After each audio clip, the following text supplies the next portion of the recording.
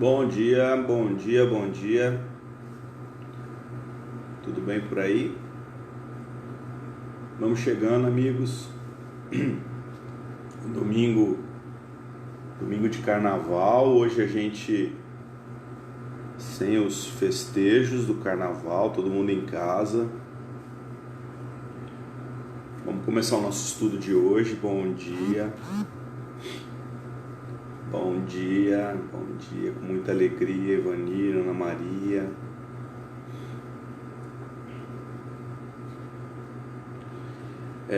Queridos, vamos lá. Hoje a gente passando pelo capítulo 4, né? Seres amados. Bom dia, Elizabeth. Capítulo 4, Seres amados, do livro Ceifa de Luz. A gente vai fazer um capítulo por vez, tá? Capítulo a capítulo a gente vai estudando e aprendendo com o Emmanuel, com o Chico, que a gente pode juntar, né, para as nossas vidas. A gente inicia com uma prece pedindo a Jesus, ao Mestre de Amor, que possa nos guiar, nos ajudar, nos instruir através dos seus pensamentos, essa chuva de bênçãos que parte do alto, toca os nossos corpos, modifica os nossos pensamentos e nos ajuda para a caminhada. Que os nossos plantios sejam melhores, para que colhamos melhores frutos, que as nossas caminhadas tenham mais coragem, mais perseverança no caminho para o bem, e que o bem seja de fato o grande entendimento que trazemos para a vida, o bem de todos e não o bem só de alguns. Muito obrigado, Senhor. Muito obrigado, amigos espirituais que nos guiam, Clemente, meu irmão, todos os amigos que aqui estão conosco. Muito obrigado, que assim seja. Bom dia, Maria Tereza, bom dia. Vamos lá, amigos. Então, capítulo 4, Seres Amados. Como a gente já habitualmente tem feito nesse estudo, quem nos acompanha sabe, a gente tenta esmiuçar o que o Emmanuel quer dizer. É difícil, né? Não é uma tarefa fácil, não. O Emmanuel é muito profundo, como eu aprendi e aprendo todos os dias com a minha amiga Ivanir. Ele é muito profundo. Então, para você descobrir o cerne do trabalho do Emmanuel, para cada lição que ele traz, é muito importante a gente batalhar, aprofundar na letra, aprofundar nas palavras, porque senão você não tira o espírito da letra. Você fica lendo e tentando interpretar. Bom dia, Sandrinha. Tentando interpretar o que ele está dizendo, mas fica muito raso. Então a gente tenta aprofundar o máximo que a gente pode, tá? Obviamente que existe muito mais, né? A gente vai trazer um ponto de vista. Existem muitos outros que também podem ser valiosos e podem ser muito mais profundos do que a gente vai trazer. Muito bem. O Emmanuel, nessa lição, ele comenta mais uma vez a primeira carta de João. João, quem foi o João? João Evangelista, tá? Semana passada, ele também comentou 1 João, primeira epístola de João, só que ele foi lá no capítulo 4 da epístola, e hoje ele volta para o capítulo 2, tá? Uma passagem que João diz assim: aquele que ama seu irmão permanece na luz, e nele não há nenhum tropeço. Vamos repetir? Aquele que ama seu irmão permanece na luz, e nele não há nenhum tropeço. Duas palavras nos saltam aos olhos aqui nessa passagem de João. Ama, né? Mais uma vez ele usando a palavra ágape. É bem batido isso pra gente, né? O ágape é o amor incondicional, é o amor que não pede a paga, né? é o amor que não quer nada de volta. Bom dia, Célia. Nós não queremos nada de volta quando o amor é puro, a gente simplesmente ama. E é uma coisa bastante interessante o amor incondicional. Nós já somos capazes de sentir amor incondicional, né? Pelos filhos, pelo pai, pela mãe, né? O nosso relativo, ele já é capaz de sentir alguma coisa tão profundo quanto o amor incondicional, quanto o ágape que João estava dizendo aqui pra gente. E nessa condição hoje na humanidade, talvez seja a única coisa que seja permitido, né? Que você ame assim uma pessoa que é sangue do seu sangue. Imagina se você fosse incondicionalmente amoroso por uma pessoa que não faz parte do seu círculo familiar, como se você transmitisse uma sensação de família para alguém que não faz parte do seu círculo mais íntimo, né? Seria hoje, nos tempos de hoje, um escândalo, né? E aí a gente remete o nosso estudo para a segunda palavra, que é o tropeço. Ué, mas é tropeço ou é escândalo? Bom, vamos lá, vamos explicar isso bem. A palavra escandalon, do grego, escândalo mesmo, tá? Ela foi muito utilizada no Antigo e no Novo Testamento, tá? Jesus diz lá no Mateus 18, 8, 9, e muitas pessoas entendem isso de uma maneira muito literal, né? A gente aqui já não, a gente está falando muito em aprofundamento, né? Jesus diz: se a tua mão ou teu pé te faz tropeçar, corta-o. Jesus está usando a palavra escândalo, escandalon, né? Que vem do grego pedra de tropeço. O que é pedra de tropeço? É uma expressão idiomática. Nossa, eu estou falando difícil hoje, hein? O que é expressão idiomática, amigos? É uma expressão que faz muito sentido para aquela língua, para aquele idioma, para aquela nação. Vamos aqui trazer para o nosso dia a dia. Aqui no nosso interior de São Paulo, Minas, né? Minas também tão irmã de São Paulo. A gente tem algumas expressões que são assim muito peculiares, né? Quando se diz assim, vamos supor, vamos trazer um exemplo aqui bem claro. Você está conversando com uma pessoa e está dizendo assim para a pessoa: olha, fulano, eu tô indo agora lá no cabeleireiro, tô precisando dar um corte no meu cabelo, não aguento mais meu cabelo. Ah, mas que cabeleireiro que você vai? Ora, você tá careca de saber que eu vou no cabeleireiro no fulano. Esse você está careca de saber, né, é uma expressão idiomática, né? Careca quer dizer, você já sabe há muito tempo qual é o cabeleireiro que eu frequento. Isso é uma expressão idiomática. Tem algumas traduções que ficam estranhas. Me lembro anos 80, principalmente anos 80, anos 90, quando a gente assistia filmes americanos, né, que é muito comum aqui na nossa tradição, e algumas expressões idiomáticas eram traduzidas pelos locutores, né, pelas pessoas que faziam a tradução para o português. Não tinha muito filme legendado, né? Todos os filmes que chegavam para a gente via televisão, né, eles vinham por intérpretes, né, brasileiros, locutores que faziam ali a leitura do que o personagem em inglês estava falando, e ele fazia a tradução para a gente. Então a gente chama isso de... Me fugiu a palavra, né? Mas a gente assistia o filme, né, em português. E ali tinha uma expressão idiomática que dizia: macacos me mordam se não é o velho bife, né?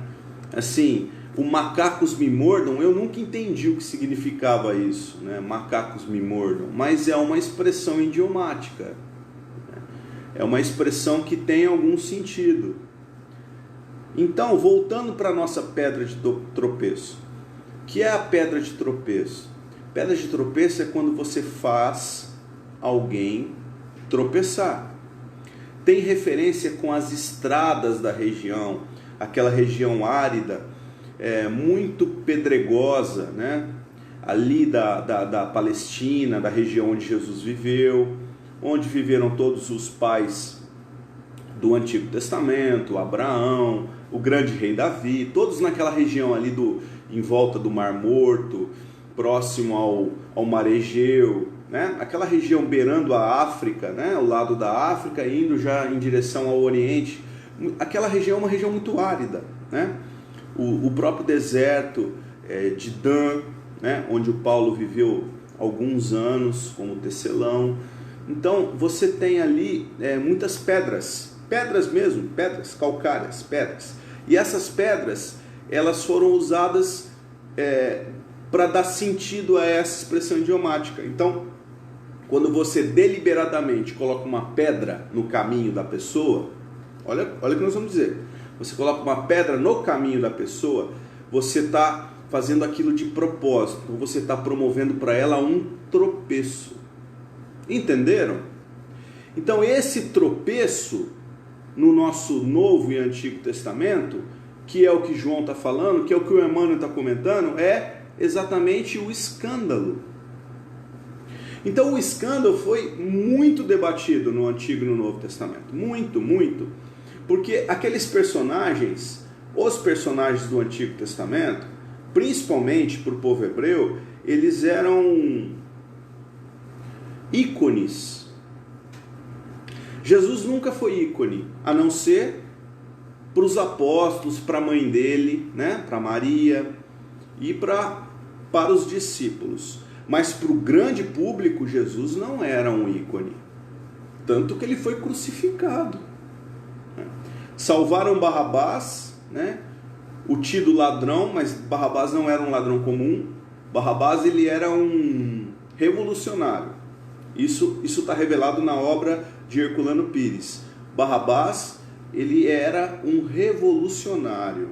Ele não era um ladrão comum. Então ele era querido por aquele povo. Por isso que Barrabás foi absolvido e Jesus foi crucificado. Então Jesus nunca foi ícone. Jesus se transformou num ícone de verdade mundial a partir da divulgação da palavra cristã. Quando a palavra cristã foi ganhando corpo, né? A mensagem de Jesus foi ganhando corpo, ela foi fazendo adeptos. Quem começou com isso foi o apóstolo Paulo. Ou seja, a menção a Jesus como o grande personagem da história humana, ela começou depois da morte de Jesus. É póstumo. Certo? Então Jesus falou muito sobre o tropeço, né? O Antigo Testamento também. Nós temos um tropeço interessante no capítulo 9 de Gênesis, que era um tropeço, era um escândalo promovido por Noé. Noé é o mesmo da arca de Noé. Olha que coisa legal. Noé, depois que estaciona a arca, depois do dilúvio, Deus fala com ele. Isso tudo, gente, isso tudo é simbólico, tá? Deus fala com ele e propõe uma aliança dos homens para com Deus, né? E dentro dessa aliança, ele direciona Noé como o grande homem justo daquela época. E Noé tinha 3 filhos, Cã, Jafé e Sem, que dariam a descendência para a terra, né? A partir daquele momento ali, a terra estava sendo repovoada depois do dilúvio. Isso tudo é simbólico, tá? Mas é muito legal, porque ele planta sua vinha. Noé planta a vinha da uva, né? Uva vinífera para virar vinho. E ele planta a vinha, colhe da vinha, faz o vinho e se embebeda, né? Ele se embriaga. Isso tudo está no texto bíblico. E ele tira a roupa, fica nu na sua tenda. E o filho mais novo, Cã, pega o pai nu e devia ser uma tradição entre aquele povo, e aquilo ali era um escândalo. E o Cã sai da tenda, chama os irmãos, e os irmãos cobrem o pai. Olha a simbologia disso tudo, né? Daria para a gente falar aqui umas 2 ou 3 horas sobre isso, mas nós não vamos falar disso. É só mostrar um escândalo, né? E aí o que aconteceu? O Noé, ele ficou bravo com o filho, o Cã, pelo Cã ter ido falar para os outros irmãos. E aí ele amaldiçoa o filho, dizendo que o Cã seria servo dos outros 2 irmãos. Servo dos servos, para piorar um pouquinho, né?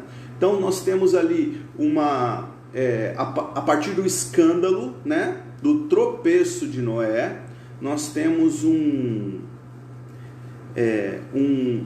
uma deliberada cólera para com o filho, que o fez pensar na atitude dele. Nós temos aqui o plantio, né, a vinha, e a colheita, que é o vinho, né? Do vinho que ele estava colhendo, sem pensar no alcoolismo, sem pensar na bebida alcoólica, mas o vinho era o produto do plantio, né? E qual era o produto do plantio ali? O que ele estava produzindo, né? Ele estava produzindo cólera, amargura, rancor para com o filho, né? Que o viu em escândalo. Nós temos uma outra passagem também de uma mentira, de um escândalo, que foi do rei Davi. O rei Davi, em certo momento, isso está contado na segundo livro de Samuel. O rei Davi, ele é uma história conhecida. O rei Davi, ele vê um dia, passeando na casa real, ele olha de longe e vê uma mulher tomando sol. E ele diz quem era aquela mulher, manda o servo chamar e se deita com a mulher. Isso tudo é simbólico também. Bom, a mulher fica grávida e ele descobre que o marido estava numa guerra, né? Era um soldado. Ele manda chamar esse soldado e faz de tudo para que o soldado volte para casa, se deite com a mulher, né? E que aquele filho que era do rei Davi se passe por filho do Urias, que era o soldado. Mas por várias circunstâncias isso não ocorre. Então o rei Davi, para encobrir o ato, para encobrir o crime, ele devolve o Urias para a batalha e o faz ser colocado à frente da batalha, onde não tinha jeito de escapar. E ele morre, o Urias morre. Então, assim, é um escândalo, está contado no Antigo Testamento. Então, assim, o escândalo, a pedra de tropeço, ela de fato só existe quando você deliberadamente pratica esse ato para com a pessoa. Se a gente não tem o conhecimento que está fazendo com que a outra pessoa tropece, a expressão perde a força. Ela só tem força quando eu deliberadamente, eu pela minha vontade, pela minha consciência, pratico mal para alguém. Entenderam? Por isso Jesus diz: se a tua mão ou o teu pé te fazem tropeçar, corte-o. E a gente às vezes se ouriça com isso. Por que Jesus está sendo tão drástico? Cortar a minha mão, cortar o meu pé, também é muito simbólico. Não entendamos o texto bíblico de uma forma tão direta, né? Tão literal. A literalidade é fundamental para a gente ler. Nós temos que entender primeiro a primeira camada, que é o literal. Mas tem muito mais aí, né? Tem expressões que foram mal traduzidas para o nosso português. O português é a última flor do laço, né? Chegou aqui muito tarde para a gente. Então a gente precisa ter um olhar mais abrangente. Por que nós demos todo esse prólogo aqui antes de entrar no texto? Porque se a gente não entender o que João estava dizendo com o tropeço e não buscar essa conexão aqui no texto do Emmanuel, a gente vai passar por mais uma lição do Emmanuel de uma maneira rasa. Querem ver? Olha como o Emmanuel começa a lição. Os seres que amamos, com que enternecimento desejaríamos situá-los nos mais elevados planos do mundo. Se possível, obteríamos para cada um deles um nicho de santidade ou um título de herói, né? A gente gosta muito das pessoas que estão ao nosso lado, né? Normalmente você escolheu algumas pessoas, né? Durante a vida aqui, né? O cônjuge, o amigo. Você escolheu, por exemplo, para quem é espírita, está dentro de um centro espírita, para quem é evangélico, está dentro de um templo evangélico, e por aí vai. Você escolhe, né? Muitas vezes você determina para você o caminho que você quer seguir. Alguns não, alguns eles vêm de uma forma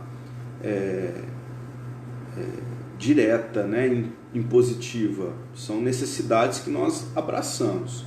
Então Emmanuel está dizendo, existem alguns ali que você endeusa, né? São heróis, são pessoas que você cultiva na vida como sendo verdadeiros santos. Mesmo assim, ele diz, entretanto, qual ocorre a nós mesmos? São eles seres humanos, matriculados no educandário da vida, ou seja, o que o Emmanuel está dizendo? São passíveis de erro. Quanto mais a gente gosta das pessoas, mais o erro dela pesa para a gente. Já pensaram nisso? Se você ama demais uma pessoa, quando ela faz alguma coisa que você não gosta, aquilo ali é um peso para os nossos ombros. Uma pessoa que você admira faz alguma coisa que você julga que seja ruim, puxa vida, por que ele fez isso? É isso que o Emmanuel está dizendo, mas são humanos, entretanto são humanos. E nos ciclos das experiências em que se debatem, como nos acontece, ele deixa bem frisado, como nos acontece, ou seja, para a gente também. A lei é para todos. Erram e acertam, avançam na estrada, olha a conexão. A estrada, né? A estrada antiga, né? De Jope, onde o Paulo caminhou muito, né? Em direção à vivenda onde vivia Abigail, né? A estrada com que é descrita nos evangelhos de Jesus caminhando com os apóstolos, né?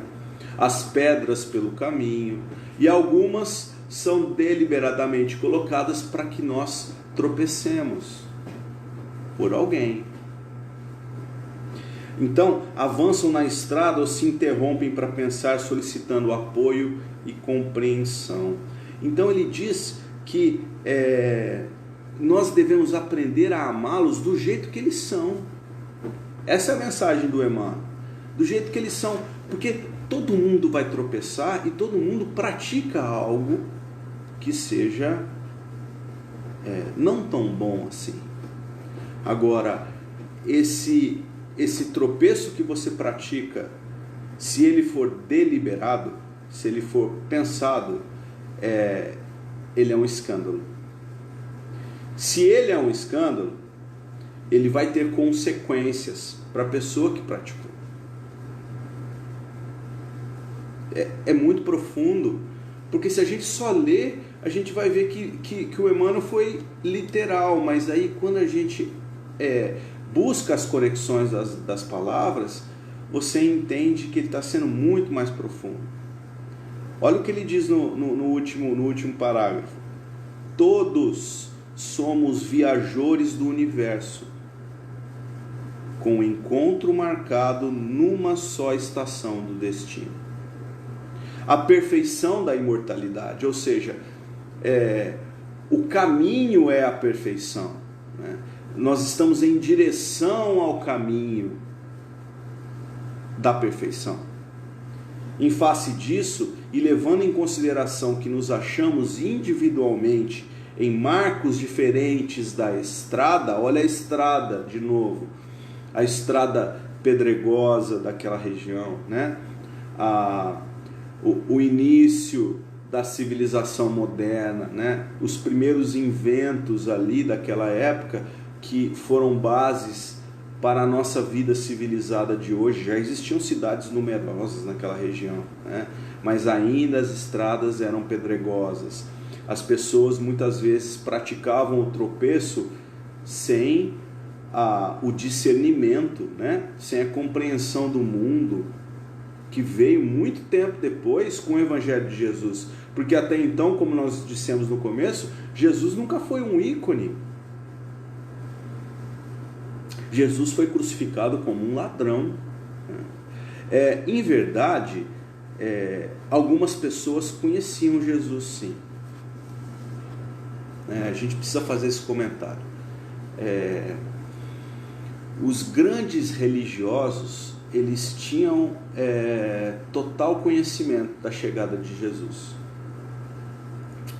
Todos eles. As profecias messiânicas eram recitadas todos os anos, né? Por quê? Porque os hebreus, eles dividiam o Antigo Testamento em 52 partes. Olha que coisa interessante, que faz referência às 52 semanas do ano. Então, cada uma das semanas, né? Eles liam uma das partes da Torá. Essa leitura, então, ela era visitada uma vez no ano, depois no outro ano era revisitada. Então, uma pessoa que tinha os seus 50 anos, né, ele já tinha lido, a partir dos 8, 9 anos de idade, ele já tinha lido ela mais de 40 vezes, no mínimo. Então, ele conheciam as passagens messiânicas. E muitos dos profetas do Antigo Testamento indicavam que Jesus, o Messias que tinha chegado, ele era de fato aquele ali, né? Ele era o Messias do amor, ele não era o Messias guerreiro. Alguns sim, falavam em dominação dos povos, falavam em guerras, né? Falavam em submissão dos povos, né? Para os hebreus. Mas não era a condição de Jesus. Jesus era o contrário. Jesus veio para todos. A mensagem de Jesus é universalista. Reparem, Jesus nunca falou em igrejas. Não tem essa palavra dita por Jesus. Jesus nunca falou em congregações. Ele nunca falou em religião. Isso é criação dos homens. Jesus não separou nada, ao contrário, juntou todos. Todos. Então, a mensagem cristã é uma mensagem que liberta, não é uma mensagem que restringe. E os sacerdotes, eles conheciam isso. E quando eles enxergam Jesus, eles veem que a hegemonia deles, sacerdotes, estava por um fio. Porque se o povo se tocasse, toda aquela pujança material, toda aqueles exageros, né? Os grandes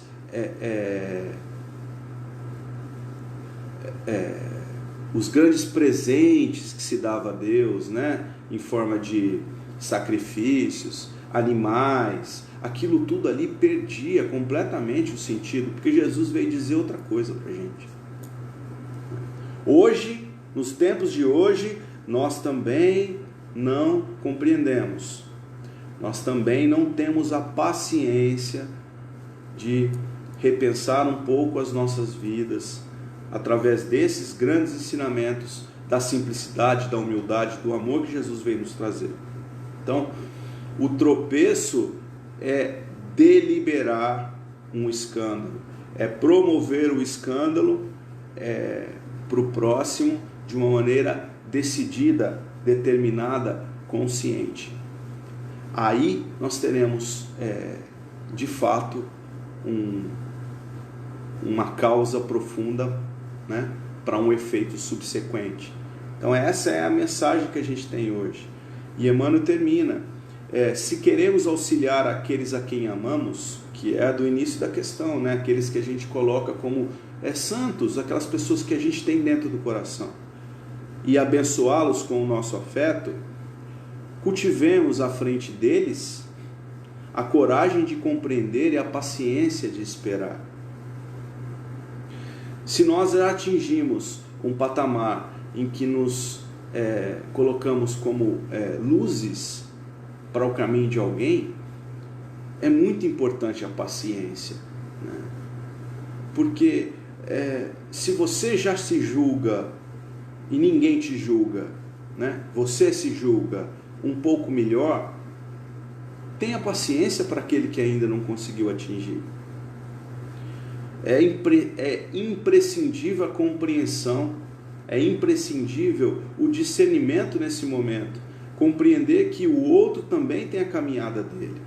E muitas vezes a gente se compadece das pessoas e tenta modificar alguma coisa que ela tem que passar. Porque tudo que foi gerado em nós, ele só aconteceu com muita dificuldade, com muita luta. E a luta enobrece o homem. Afastar o companheiro da luta talvez não seja o melhor dos caminhos. Não estou dizendo que a gente tem que sofrer, o sofrimento fica por nossa conta, mas a pessoa tem que provar, ela tem que entender por que as coisas se passam daquela forma, porque senão a vida fica sem sentido. Por que então eu sofro? Por nada? Por que então eu tenho que trabalhar por isso? Por nada? Então Deus é um sádico, e a gente sabe que não. Tem uma mensagem que a gente termina o estudo de hoje, no livro Um Novo Tempo, tá? Psicografia nossa, do Espírito Hilário Silva. É a lição número 23, protesto. É uma lição curtinha, eu vou contar para vocês como é que ela aconteceu, acho mais legal, depois a gente lê. Essa mensagem, ela foi recebida no nosso trabalho de domingo, lá no Isabel Soares de Moraes. O trabalho de domingo era um trabalho de estudo do livro Pensamento e Vida, nessa ocasião, né? Foram outros livros pelo tempo, mas eu cheguei e já era Pensamento e Vida. E a gente estudava ali, linha a linha, como a Ivani sempre gosta de estudar, né? Passo a passo. E a gente percebe ali a presença de muitos irmãos que estão ali desencarnados, né? Também apoiando e aprendendo com o estudo, que era conduzido pelos espíritos, que se deixe bem claro. E a gente estava ali sentado, e de repente a gente olha o salão do Isabel, para quem não conhece, né? Tem várias cadeiras e uma mesa grande no fundo, e a gente estuda nessa mesa. E eu virei para a plateia, lá para as cadeiras, e nós enxergamos mediunicamente umas pessoas sentadas. Quando eu olho para as pessoas, para os espíritos, aqueles que estavam sentados ali acompanhando o estudo, um deles levanta uma plaquinha. Olha que coisa interessante. Quando ele levanta a plaquinha, eu leio, a gente lê: Deus sabe, Deus pode, Deus é. E aí a gente, opa, o que quer dizer isso? A primeira coisa que eu fiz, pergunta mental, o que quer dizer isso? Não tinha nada com o estudo, né? Aí o companheiro espiritual disse assim para mim: escreve para você não esquecer. Aí eu escrevi: Deus sabe, Deus pode, Deus é. E virei a folha. A Ivani viu eu escrevendo, depois ela comentou comigo: eu vi que você olhou e escreveu. Então, eles que pediram, a gente faz o que eles pedem, porque a gente está tendo um pouquinho de humildade, né? E aí, um pouquinho só. E aí a gente no estudo continuou, e no final tem o trabalho mediúnico, né? As pessoas ali, todos ali, têm o propósito do desenvolvimento mediúnico, todos que estão no estudo, tá? E aí nós trouxemos essa mensagem chamada protesto. Olha só: gritávamos injúrias, berrávamos o verbo inflamado da indignação, queríamos o confronto que se mostrava eminente. Era uma guerra, né? Era uma guerra, eu estava indo para a guerra. Enquanto outros transeuntes nos olhavam indiferentes, apressados pela correria do dia a dia em demanda ao trabalho que sustentava os lares na terra. Então, tinha gente que não estava nem se importando com aquilo. Era um grupo de pessoas que estavam reivindicando alguma coisa, mas de uma maneira agressiva, uma maneira selvagem. Eles gritavam injúrias, eles berravam. Não era um simples protesto, não importava. Exigíamos melhores salários, melhores condições no emprego, desejávamos muitos direitos e poucas obrigações. Não é assim com a gente, né? Eu quero muito para mim, né? E para o outro? Pouquinho também, né? Então assim, eu tenho os meus direitos, mas será que eu penso a respeito das minhas obrigações? Carregávamos cartazes que debochavam do governo, que incitavam a confusão. Ao longe, vimos um homem solitário, bem vestido, promovendo um protesto silencioso.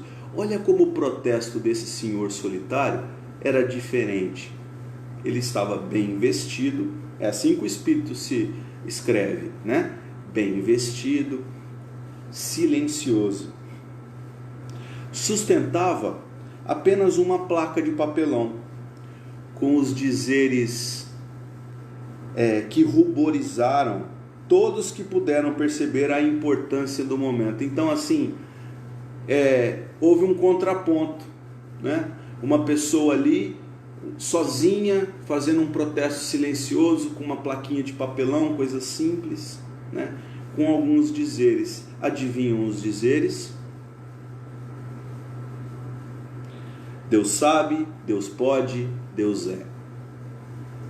De repente, tudo ficou pequeno.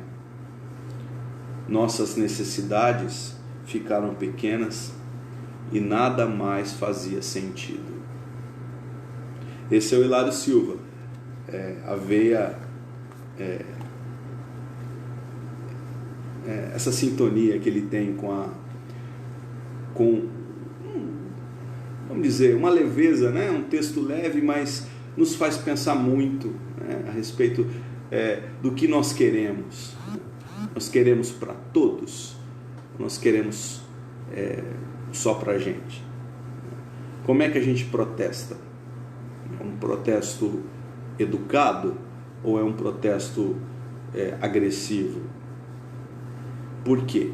Essas pessoas aqui, dessa história de um novo tempo, né, o protesto, elas perceberam ali, né, que elas estavam promovendo uma pedra de tropeço para aqueles para quem eles queriam se mostrar, né?